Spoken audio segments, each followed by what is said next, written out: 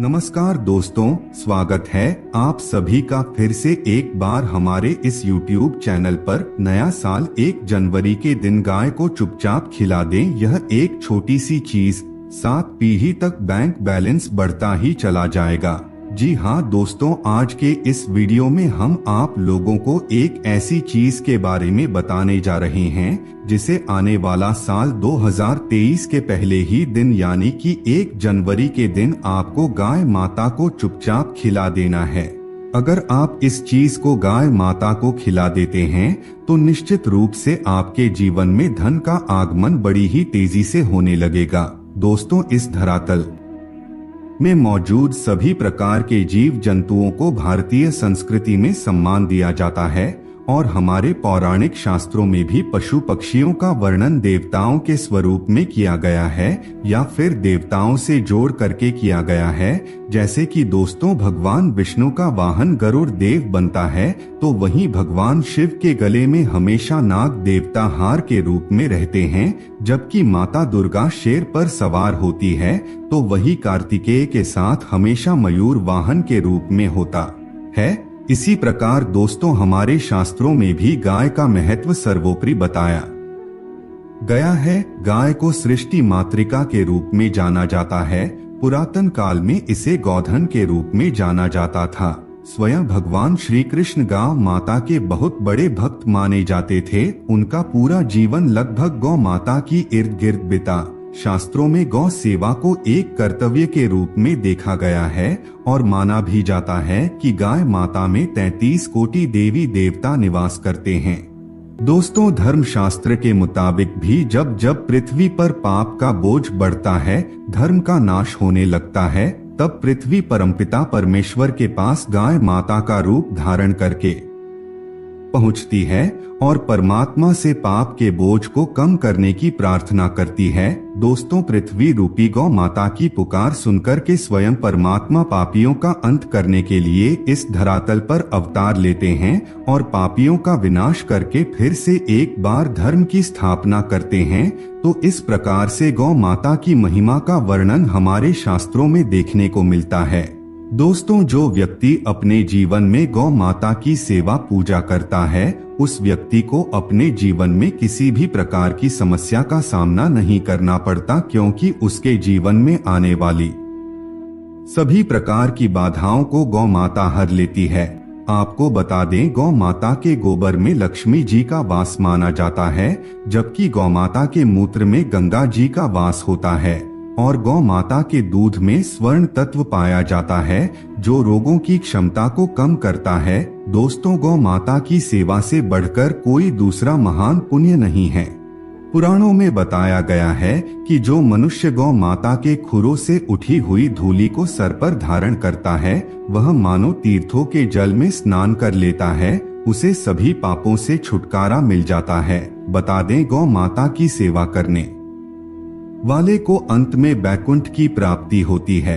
कहा जाता है, जो व्यक्ति गौमाता की सेवा करता है वह जीवन मरण के बंधन से मुक्त हो जाता है। शास्त्रों के अनुसार गौ माता की सेवा करने वाले को अक्षय पुण्य की प्राप्ति होती है, घर परिवार में सुख समृद्धि भी बढ़ती है। दोस्तों, आपके परिवार में अगर किसी की कुंडली में पितृदोष है या फिर शुक्र नीच राशि में है तो गाय की पूजा और उसकी देखभाल फायदेमंद साबित होती है। कहा जाता है कि गौ माता के कुबड़ को यानी कि जो ऊपरी हिस्से में कुबड़ पाया जाता है उस कुबड़ को छूने से ब्रह्म हत्या जैसे पाप कट जाते हैं। दोस्तों, गौ माता के मस्तक को छूने से समस्त प्रकार के दोष नष्ट हो जाते हैं।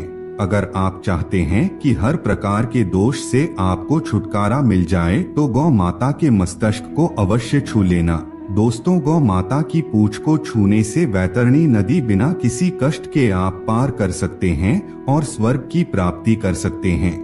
आज के इस वीडियो में हम बताएंगे गौ माता से संबंधित एक उपाय जिससे आपको मिल सकता है अक्षय यानी कि कभी न समाप्त होने वाला धन प्राप्त करने का वरदान। वैसे तो दोस्तों, गाय की सेवा दीपावली के समय बड़े धूमधाम के साथ की जाती है, लेकिन शुभ मुहूर्त और शुभ नक्षत्रों के साथ ही जब नए वर्ष की शुरुआत होती है तब भी आप गाय माता की सेवा करके 13 गुना पुण्य प्राप्त कर सकते हैं। तो दोस्तों, आज के इस वीडियो में हम आप लोगों को 9 ऐसी चीजों के बारे में बताने जा रहे हैं जिसे अगर आप 1 जनवरी नए साल के दिन गाय माता को खिलाते हैं तो इससे आप अपने जीवन में कभी भी धन की कमी महसूस नहीं करेंगे। आपको अक्षय धन की प्राप्ति हो सकती है। तो चलिए फिर शुरुआत करते हैं, लेकिन उससे पहले आप सभी दर्शकों से एक छोटा सा निवेदन है। अगर आप चैनल पर पहली बार आए हैं तो चैनल को सब्सक्राइब अवश्य कर लीजिए, जिससे आपको समय समय पर इसी प्रकार की जानकारी प्राप्त होती रहे। दोस्तों, अगर आप नए साल के दिन गौमाता को सफेद चावल और रोटी खिलाते हैं तो इससे धन संपदा सुख समृद्धि का आशीर्वाद आपको प्राप्त होता है। अगर आप अपार धन संपत्ति की प्राप्ति की कामना करते हैं या फिर माता लक्ष्मी का स्थायी वास अपने घर में चाहते हैं तो ऐसे में नए साल 1 जनवरी के दिन गाय माता को सफेद चावल और रोटी अवश्य खिलाएं। निश्चित रूप से आपके जीवन में धन संपदा का आगमन बड़ी तेजी से होने लगेगा और आपकी कामना पूर्ण हो जाएगी।